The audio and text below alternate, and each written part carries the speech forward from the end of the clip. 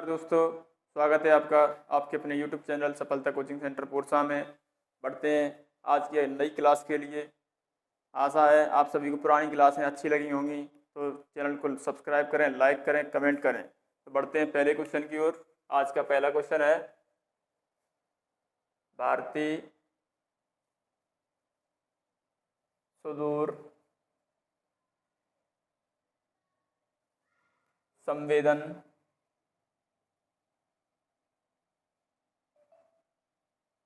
भारतीय सुदूर संवेदन संस्थान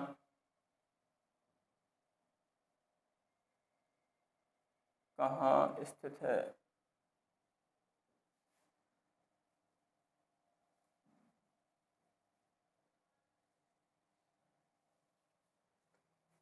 बढ़ते हैं ऑप्शन की ओर। पहला ऑप्शन है बेंगलुरु,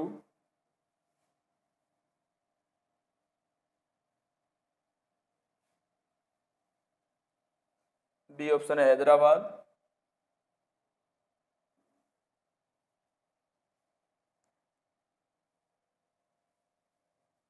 सी ऑप्शन है अहमदाबाद,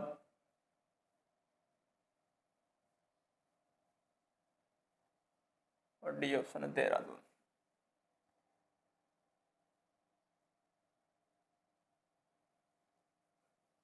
तो बात करें, पहला क्वेश्चन है भारतीय सुदूर संवेदन संस्थान कहाँ स्थित है? बेंगलुरु, हैदराबाद, अहमदाबाद, देहरादून। तो आंसर है देहरादून। भारतीय सुदूर संवेदन संस्थान देहरादून में स्थित है। तो सुदूर संवेदन संस्थान का काम क्या है, तो अपन को ये मालूम होना चाहिए। सुदूर संवेदन संस्थान प्राकृतिक संसाधनों, जो अपने प्राकृतिक संसाधन है, प्राकृतिक संसाधन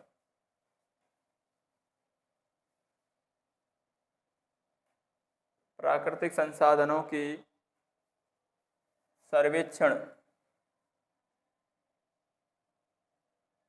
मतलब उनका सर्वे करना तथा निगरानी करना,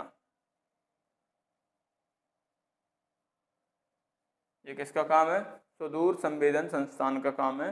बात करें बेंगलोर की, बेंगलोर में इसरो का संस्थान है।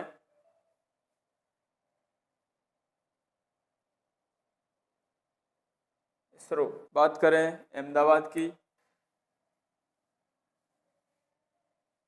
भौतिक अनुसंधान संस्थान, भौतिक अनुसंधान संस्थान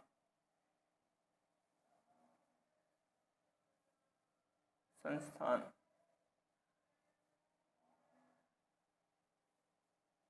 भौतिक अनुसंधान संस्थान। फिर इसके अलावा बात करें हैदराबाद की, राष्ट्रीय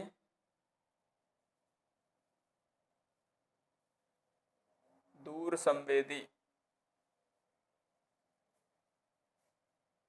संवेदी संस्थान। नेक्स्ट क्वेश्चन है किस जानवर को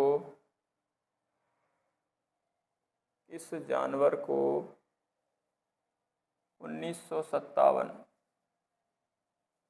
को अंतरिक्ष में भेजा गया?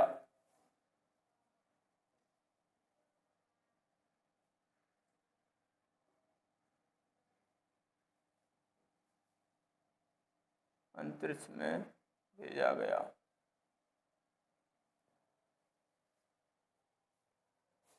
बात करें ऑप्शन की, पहला ऑप्शन है ओटोलिथ,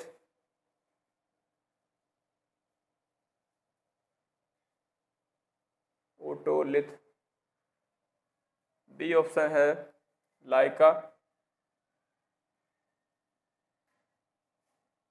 सी ऑप्शन है बेकर, और डी ऑप्शन है बेल का। तो जो स्पुतनिक जो विमान भेजा गया था रूस की तरफ से, तो उसमें एक कुत्ते को भेजा गया था। कुत्ते का नाम है लाइका। तो लाइका क्या है? कुत्ता। तो 3 नवंबर 1957 को रसिया के द्वारा, मतलब रूस के द्वारा स्पुतनिक, स्पुतनिक सेकंड अंतरिक्षयान भेजा गया, जिसमें एक कुत्ते को भेजा गया, जिस कुत्ते का नाम क्या था? लाइका।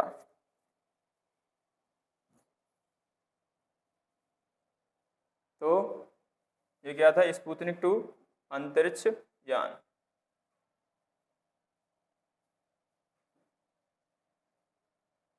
अंतरिक्ष यान। तो जो लाइका था कुत्ता, तो उसने क्या किया? पृथ्वी की परिक्रमा की।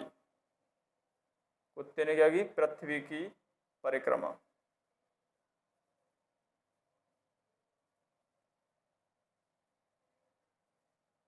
परिक्रमा।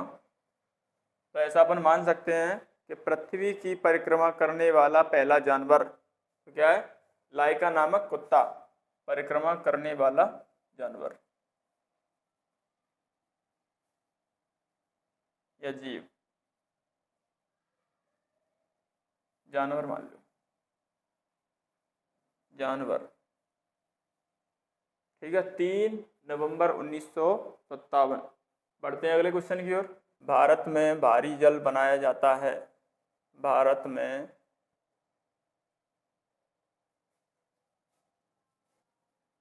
भारी जल कहाँ बनाया जाता है?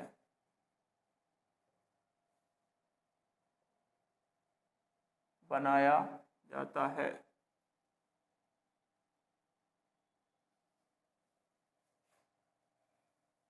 तो ऑप्शन है ट्राम्बे में, ट्राम्बे,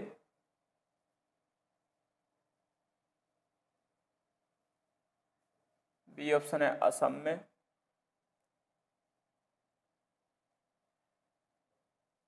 सी ऑप्शन है दिल्ली में,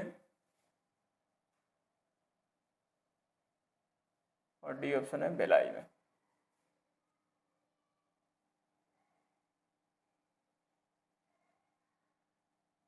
बात करें आंसर की, भारत में भारी जल कहाँ बनाया जाता है? तो भारत में भारी जल ट्राम्बे में बनाया जाता है। और ट्राम्बे कहाँ पर स्थित है? महाराष्ट्र में। महाराष्ट्र। ट्राम्बे महाराष्ट्र में स्थित है। भारी जल की खोज की बात करें, जैसे पहले बात करते हैं भारी जल का रासायनिक नाम। भारी जल का नाम क्या होगा? D2O, मतलब ड्यूटीरियम ऑक्साइड। क्या होगा? Deuterium, deuterium oxide.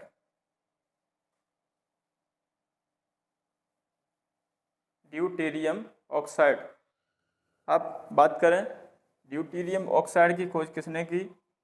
वैज्ञानिक का नाम है, वैज्ञानिक यूरे।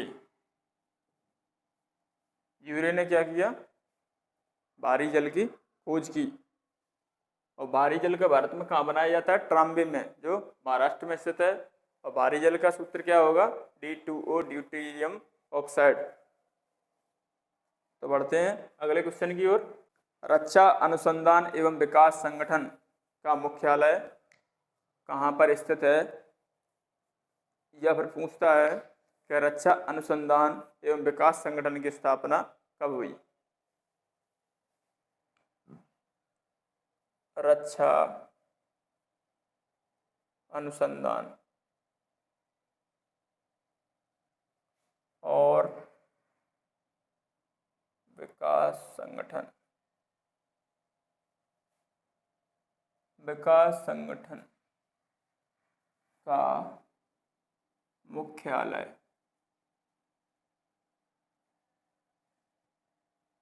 कहाँ पर है?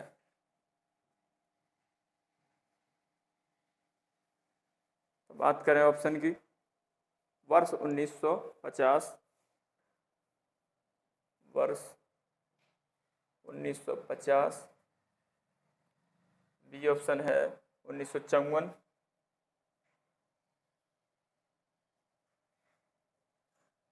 सी ऑप्शन 1958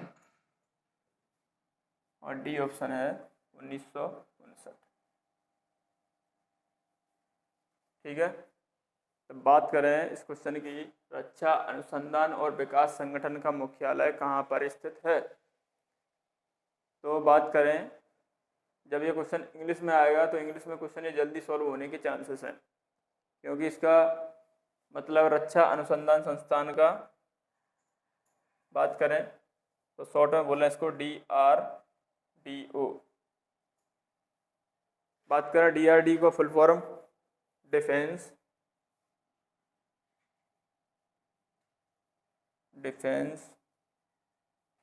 R से रिसर्च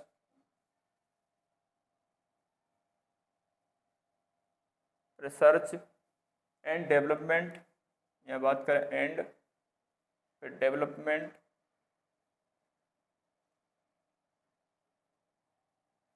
ऑर्गेनाइजेशन।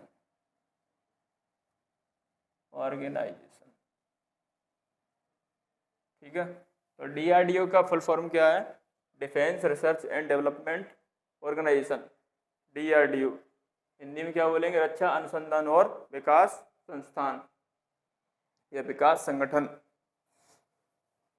तो कब स्थापना हुई इसकी, 1958 में। तो अगर तारीख की बात करें तो 1 जनवरी स्थापना, 1 जनवरी 1958 में DRDO की स्थापना हुई। बात करें मुख्यालय की, DRDO का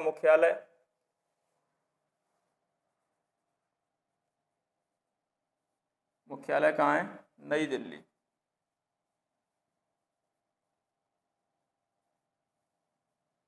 ठीक है, अगला क्वेश्चन है, भारत के द्वारा निर्मित हल्के लड़ाकू विमान का नाम है।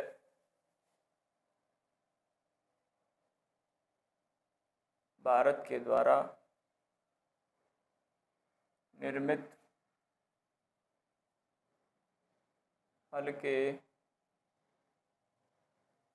लड़ाकू विमान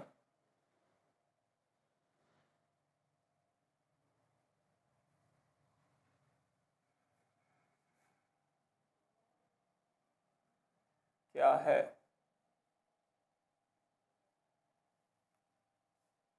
तो ऑप्शन पहला है ब्रह्मोस,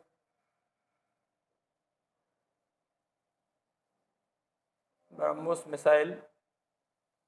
बी ऑप्शन है एस्ट्रा।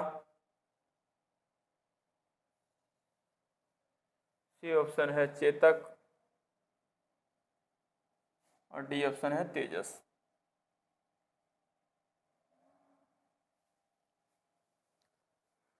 तो बात करें लड़ाकू विमान की, तो आंसर क्या होगा, हल्का, हल्के लड़ाकू विमान तेजस होगा। तो जो क्या है, भारत द्वारा निर्मित है। बात करें इसके अलावा ब्रह्मोस की, ब्रह्मोस रूस और भारत के सहयोग से मिलकर बना है। रूस और भारत के सहयोग से।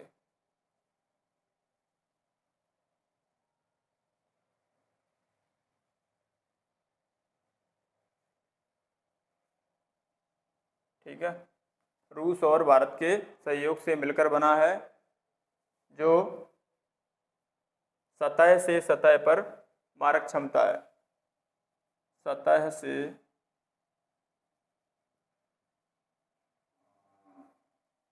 पर मारक क्षमता।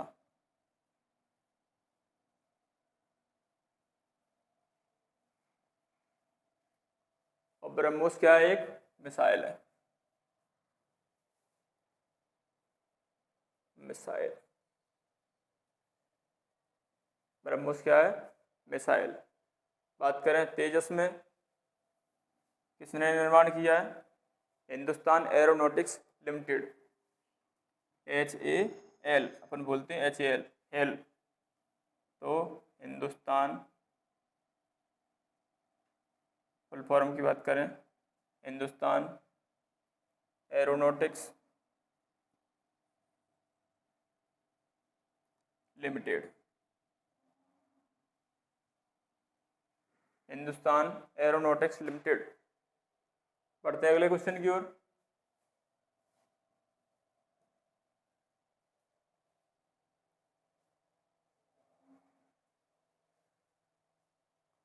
इसी में बात करें अपन, हिंदुस्तान एरोनॉटिक्स लिमिटेड का मुख्यालय कहाँ पर स्थित है, इसके मुख्यालय की बात करें।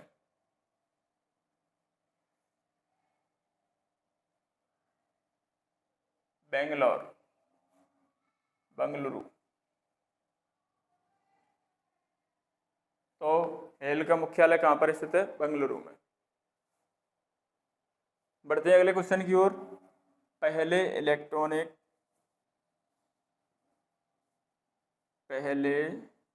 इलेक्ट्रॉनिक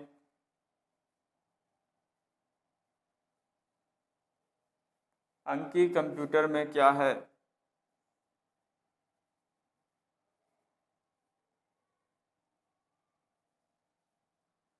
कंप्यूटर में क्या है।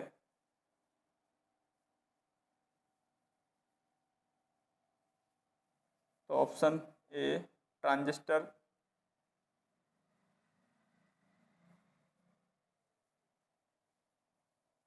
वाल्व,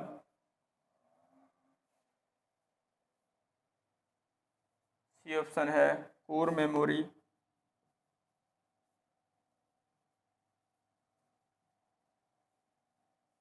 और डी ऑप्शन है अर्धचालक स्मृति।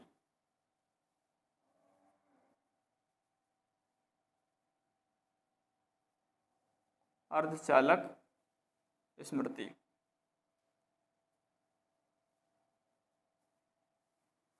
बात करें क्वेश्चन की, पहले इलेक्ट्रॉनिक अंकीय कंप्यूटर में क्या है। तो पहला ऑप्शन है ट्रांजिस्टर, इसको इंग्लिश में ट्रांजिस्टर ही बोलते हैं। वाल्व को वाल्व बोल रहे हैं। कोर मेमोरी को भी कोर मेमोरी बोल रहा है। अर्धचालक स्मृति तो इसको बोलेंगे सेमी कंडक्टर मेमोरी। तो बात करें आंसर की, पहले इलेक्ट्रॉनिक अंकीय कंप्यूटर में वाल्व था। आंसर क्या होगा, वाल्व। तो दोस्तों क्लास आपको कैसी लग रही है, आप क्लास को रेगुलर अटेंड कीजिए जिससे आपको क्लास रेगुलर समझ में आए, क्योंकि जब तक चीज़ों को समझेंगे नहीं तब तक आप समझ नहीं पाएंगे। और ऑप्शन को समझ के ध्यान से देखें, उसका आंसर तभी सॉल्व हो पाएगा। अगला क्वेश्चन बहुत ही बेहतरीन क्वेश्चन है। भारत में सुपर कंप्यूटर परम का निर्माण कहाँ हुआ। भारत में सुपर कंप्यूटर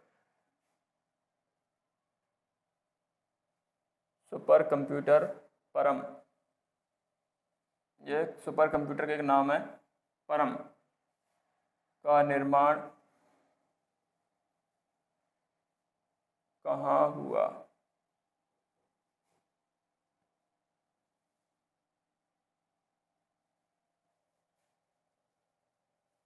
बात करें स्थान की, बात हो रही है किस जगह पर परम कंप्यूटर का निर्माण हुआ। ऑप्शन है चेन्नई, बी बंगलुरु,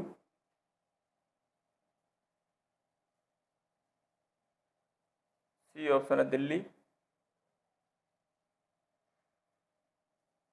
और डी ऑप्शन है पुणे।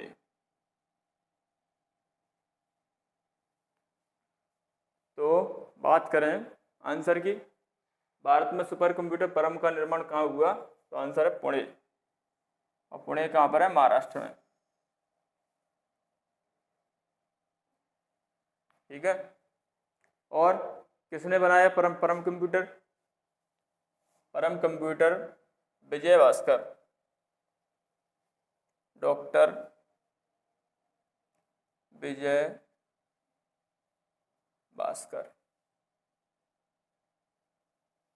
ठीक है, दो चीजें आती हैं। विजय भास्कर ने परम कंप्यूटर का निर्माण किया और ये महाराष्ट्र के पुणे में बनाया गया। बढ़ते हैं अगले क्वेश्चन की ओर। अगला क्वेश्चन बहुत ही बेहतरीन क्वेश्चन है। शांति निकेतन से संबंधित व्यक्ति कौन है। शांति निकेतन, शांति निकेतन से संबंधित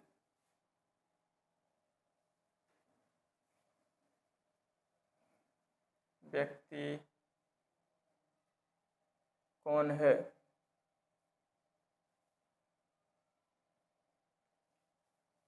पहला है विनोबा भावे, विनोबा भावे। बी ऑप्शन है पाणिनि। सी ऑप्शन है अरविंद घोष।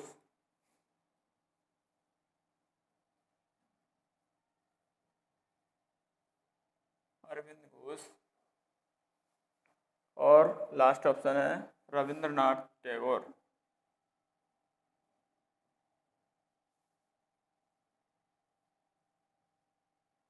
टैगोर। हाँ, तो बात करते हैं शांति निकेतन। तो शांति निकेतन में कौन निवास करता है? शांति निकेतन से संबंधित है रविंद्रनाथ टैगोर। तो विनोबा भावे का संबंध, बात करें रविंद्रनाथ टैगोर की बात करते हैं तो इन्हें सन 1913 में इनकी कृति गीतांजलि के लिए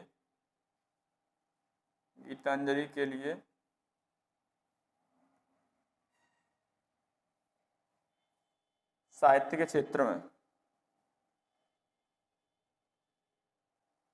क्षेत्र में नोबेल पुरस्कार मिला।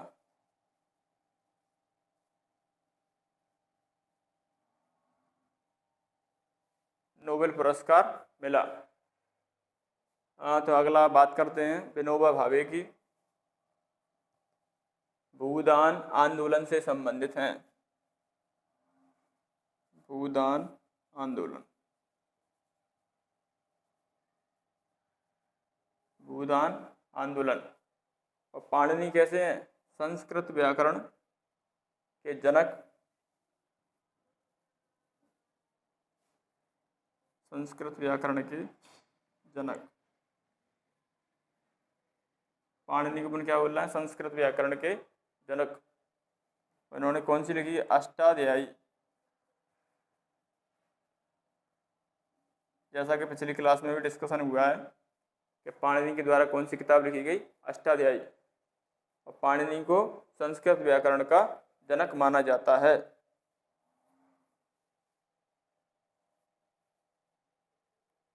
और अरविंद घोष के द्वारा कौन सी किताब लिखी गई? Life divine. ठीक है। तो दोस्तों, आपको क्लास कैसी लग रही है? लगातार कई दिनों से हम लोग आपके लिए ऑनलाइन क्लास यूट्यूब पर लेकर आ रहे हैं। तो आपको अगर क्लासें अच्छी लग रही हैं तो अपने साथियों के साथ शेयर करें, चैनल को सब्सक्राइब करें, लाइक करें, कमेंट करें। तो बढ़ते हैं अगले क्वेश्चन की ओर। क्वेश्चन है बहुत ही बेहतरीन क्वेश्चन। जब भारत का विभाजन हुआ था, भारत देश आज़ाद हुआ था, तो 15 अगस्त 1947 को भारत देश आज़ाद हुआ था। तो प्रधानमंत्री, उप प्रधानमंत्री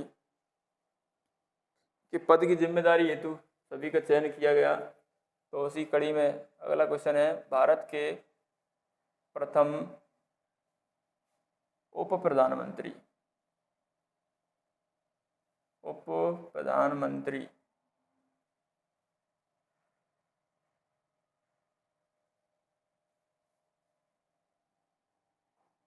कौन था? तो जैसा कि आजकल हम राज्यों में सुनते आ रहे हैं, जैसे उत्तर प्रदेश, मध्य प्रदेश, राजस्थान, सभी में उप मुख्यमंत्री हैं, मतलब डिप्टी सीएम। तो इसी प्रकार उप प्रधानमंत्री, deputy PM, deputy prime minister. तो पहला ऑप्शन है अबुल कलाम आज़ाद। अबुल कलाम आज़ाद।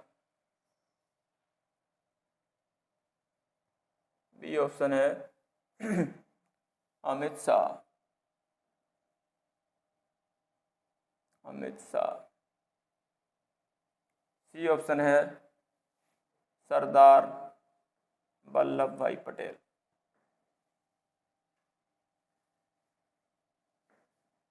वल्लभ भाई पटेल। और डी ऑप्शन है चौधरी देवीलाल।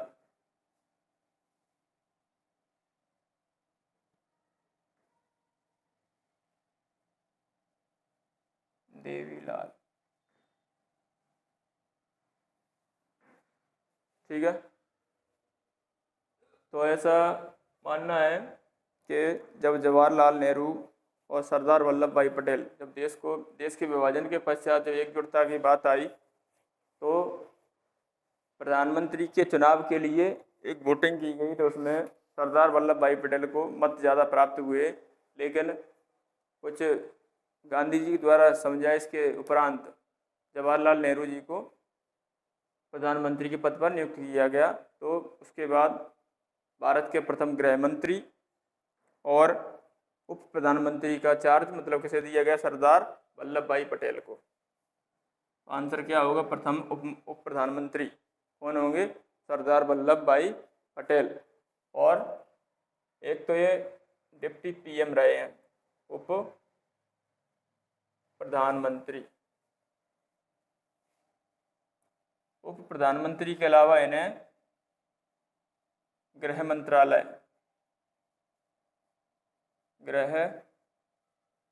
मंत्री बनाया गया।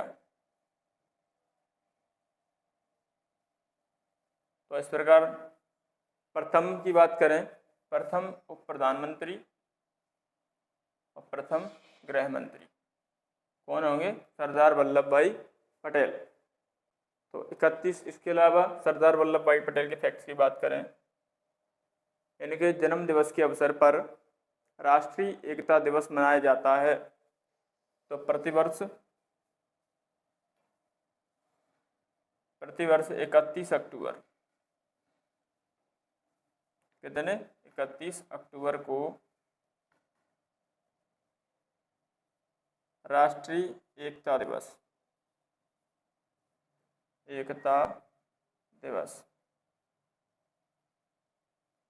मनाया जाता है। और गुजरात में ही सरदार वल्लभ भाई पटेल की 182 मीटर ऊंची मूर्ति, उस मूर्ति का नाम क्या है? Statue of unity. Statue of unity.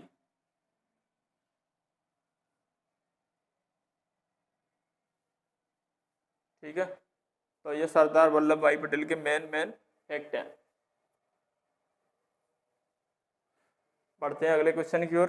तो अगला क्वेश्चन है, भारत का राष्ट्रीय आदर्श वाक्य क्या है?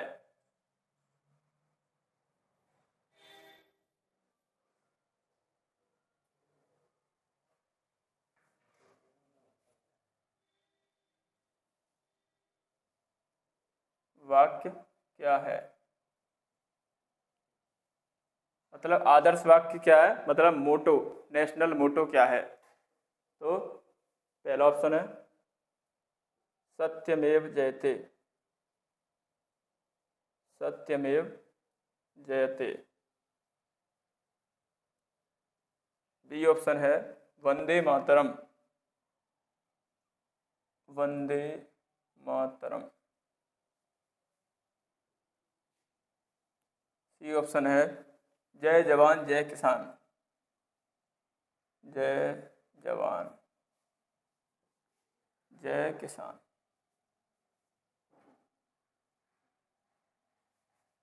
अगला है जय हिंद।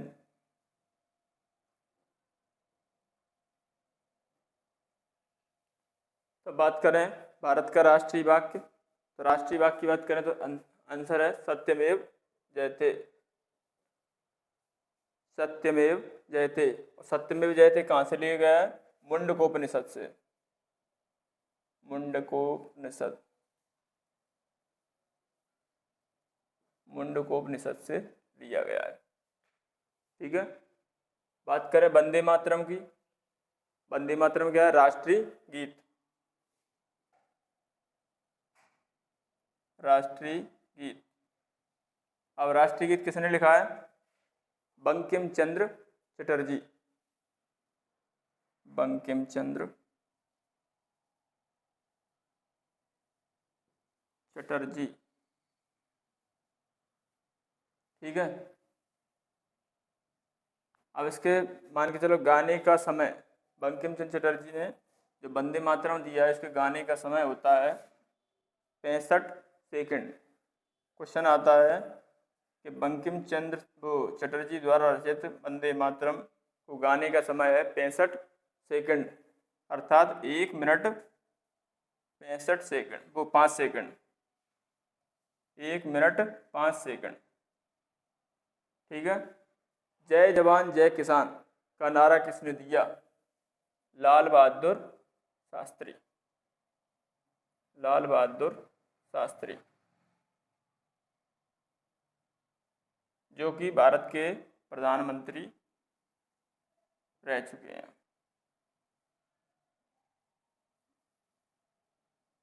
रह चुके हैं।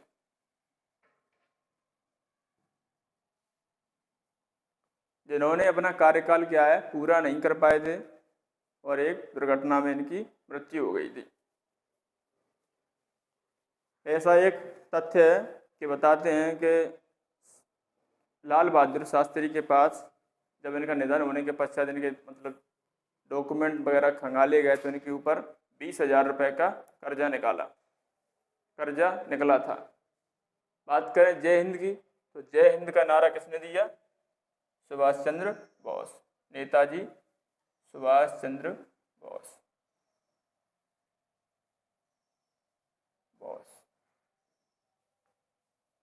ठीक है। बढ़ते हैं अगले क्वेश्चन की ओर। किताब से संबंधित है। माई कंट्री माई लाइफ पुस्तक के लेखक कौन है?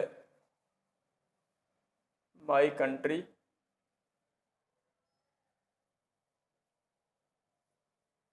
माई लाइफ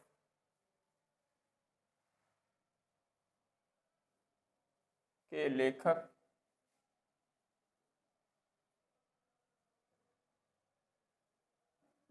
कौन है?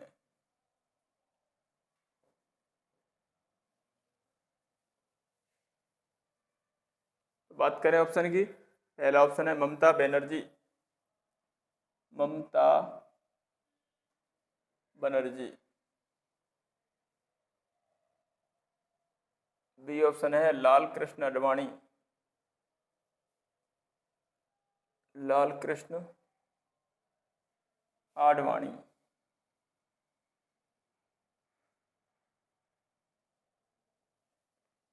सी ऑप्शन है मौलाना अबुल कलाम आजाद। मौलाना अबुल कलाम आजाद। अबुल कलाम आजाद। और डी ऑप्शन है अटल बिहारी। अटल बिहारी वाजपेयी।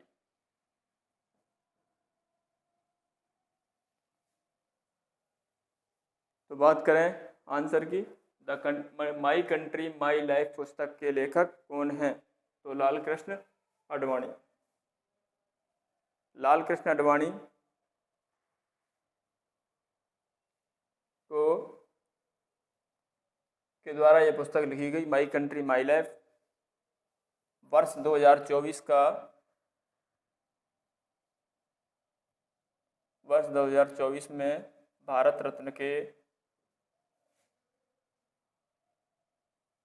रत्न से इन्हें नवाजा गया, जिन्हें राष्ट्रपति द्रौपदी मुर्मू के द्वारा यह अवार्ड दिया गया। किसके द्वारा अवार्ड दिया गया? राष्ट्रपति द्रौपदी मुर्मू। द्रौपदी मुर्मू के द्वारा यह पुरस्कार दिया गया। इसी प्रकार बात करें ममता बनर्जी की। भारत की पहली महिला रेल मंत्री। भारत की पहली महिला रेल मंत्री। भारत की पहली रेल मंत्री हैं कौन है? ममता बनर्जी। और कब बनाया गया था? सन 1999 में। सन 1999 में। पार्टी कौन सी इनकी? तृणमूल कांग्रेस, मतलब TMC, तृणमूल कांग्रेस पार्टी। इसको शॉर्टकट में क्या बोला? TMC। बात करें वर्तमान में ममता बनर्जी क्या है? पश्चिम बंगाल की मुख्यमंत्री। पश्चिम बंगाल की मुख्यमंत्री वर्तमान में। पहली बार मुख्यमंत्री कब बनी? सन 2011 में। ठीक है। अब बात करें मौलाना अबुल कलाम आज़ाद की, जो क्या है? शिक्षा मंत्री रह चुके हैं, भारत के प्रथम शिक्षा मंत्री। प्रथम शिक्षा मंत्री। ठीक है। इसी प्रकार बात करें अटल बिहारी वाजपेयी। अटल बिहारी वाजपेयी भारत के प्रधानमंत्री रह चुके हैं। प्रधानमंत्री कितनी बार? 3 बार। 3 बार प्रधानमंत्री रह चुके हैं। और इनके जो समाधि स्थल है उसको क्या बोल रहे हैं? सदैव अटल। सदैव अटल। सदैव अटल क्या है? समाधि स्थल। समाधि स्थल। जिस प्रकार महात्मा गांधी के समाधि स्थल को क्या बोल रहा है? राजघाट। उसी प्रकार अटल बिहारी वाजपेयी की समाधि स्थल को क्या बोल रहे हैं? सदैव अटल।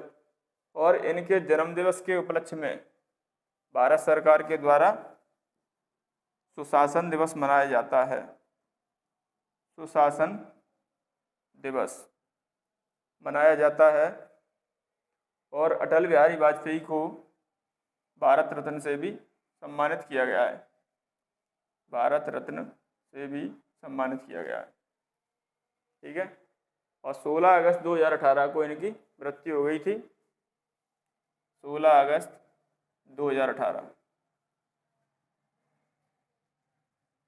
2018 को इनकी मृत्यु हो गई थी। और इन्हीं किताब की बात करें तो मेरी संसद यात्रा पुस्तक है। मेरी संसद यात्रा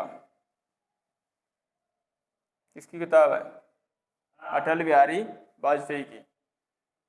ठीक है। और कहाँ के निवासी हैं ये? जो मध्य प्रदेश के निवासी हैं वो तो जानते ही होंगे। जो मध्य प्रदेश से बाहर के हैं उनके लिए बता दें ग्वालियर के निवासी हैं। तो अगला क्वेश्चन है, आज के परिदृश्य की बात करें तो कार्बन टैक्स लगाने वाला विश्व का प्रथम देश कौन सा है? कार्बन टैक्स लगाने वाला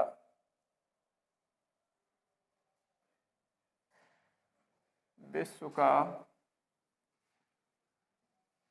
प्रथम देश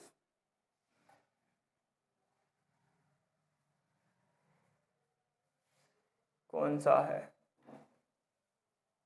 करंट का क्वेश्चन है, बहुत ही बेहतरीन क्वेश्चन है। तो ऑप्शन की बात करें, पहला ऑप्शन है फ्रांस, बी ऑप्शन फिनलैंड,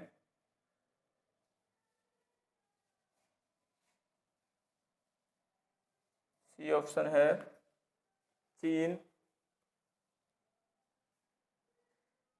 और डी ऑप्शन है ब्राजील।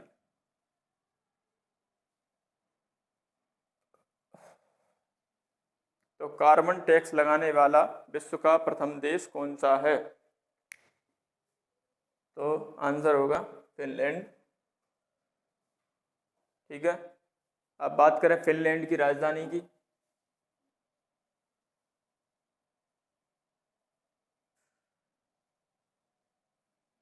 राजधानी है हेलेंस्की। Helsinki, Helsinki. बात करें मुद्रा की,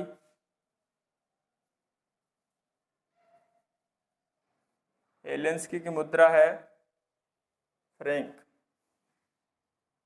क्या होगी? सॉरी, हेलेंस्की की मुद्रा है, फिनलैंड की मुद्रा है मारक्का।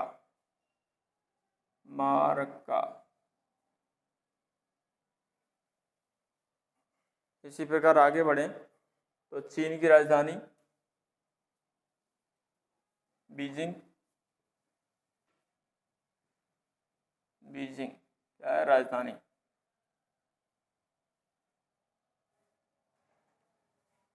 बीजिंग राजधानी है। बात करें मुद्रा की, युआन। युआन है मुद्रा। बात करें ब्राजील की, ब्राजील की राजधानी, राजधानी ब्राजीलिया।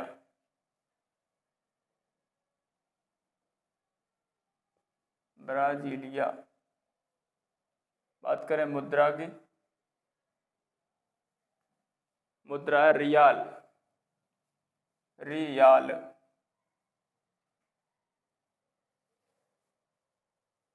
बात करें फ्रांस की, तो फ्रांस की राजधानी पेरिस। बात करें मुद्रा की, मुद्रा है फ्रैंक।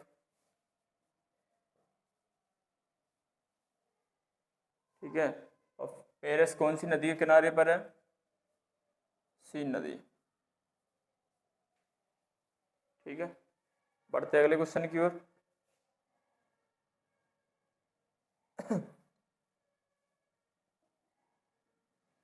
जैसा कि पिछली क्लास में हम लोग डिस्कस कर चुके हैं, विश्व का सबसे बड़ा द्वीप समूह कौन सा है?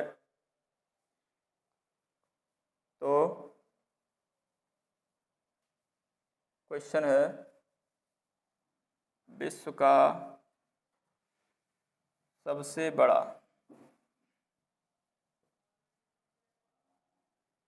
द्वीप समूह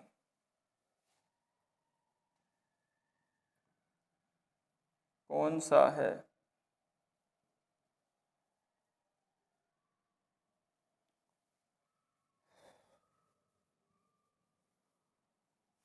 तो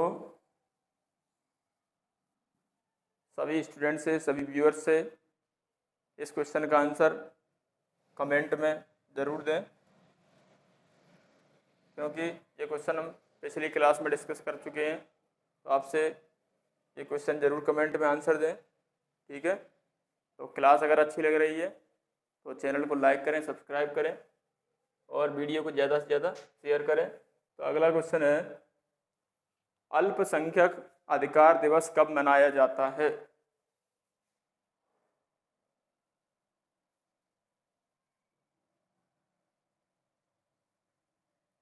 अल्पसंख्यक अधिकार दिवस कब मनाया जाता है?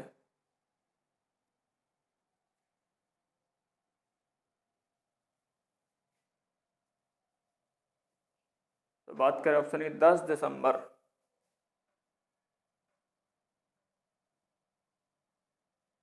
10 दिसंबर। दूसरा है 18 दिसंबर।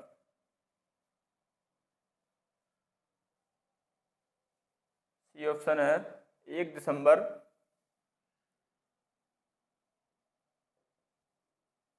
और डी ऑप्शन है 25 अप्रैल।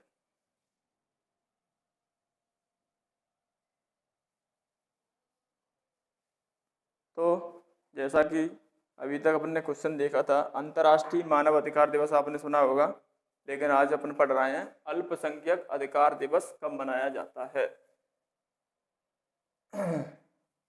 तो आंसर अपना क्या होगा? 18 दिसंबर। प्रतिवर्ष 18 दिसंबर को अल्पसंख्यक अधिकार दिवस मनाया जाता है। बात करें 10 दिसंबर को क्या मनाया जाता है? अंतर्राष्ट्रीय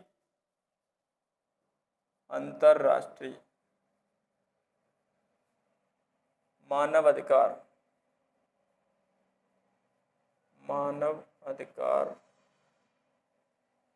दिवस। 10 दिसंबर को अंतर्राष्ट्रीय मानव अधिकार दिवस मनाया जाता है। बात करें 1 दिसंबर की, विश्व एड्स दिवस। विश्व एड्स दिवस। और 25 अप्रैल की बात आई, विश्व मलेरिया दिवस। विश्व मलेरिया दिवस। मलेरिया दिवस मनाया जाता है। ठीक है,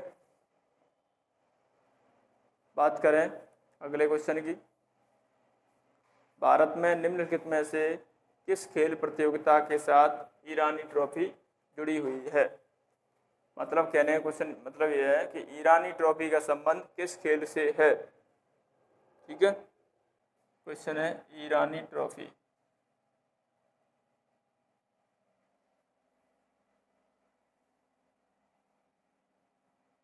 ईरानी ट्रॉफी का संबंध किस खेल से है?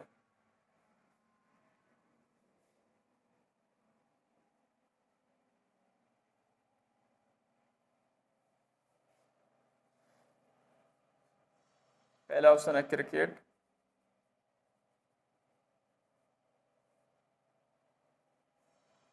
बी ऑप्शन है बैडमिंटन,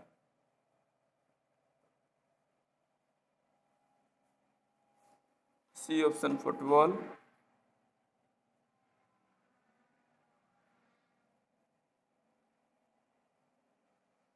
डी ऑप्शन है इनमें से कोई नहीं।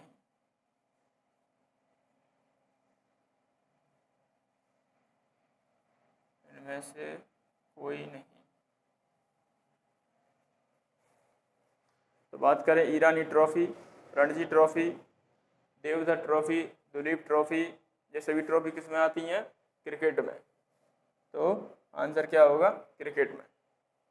बात करें संतोष ट्रॉफी, संतोष ट्रॉफी का संबंध किससे है? फुटबॉल से है।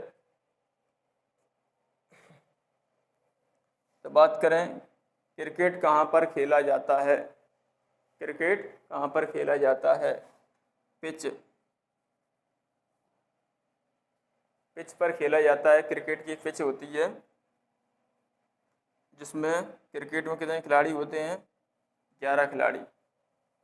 11 खिलाड़ी। ठीक है,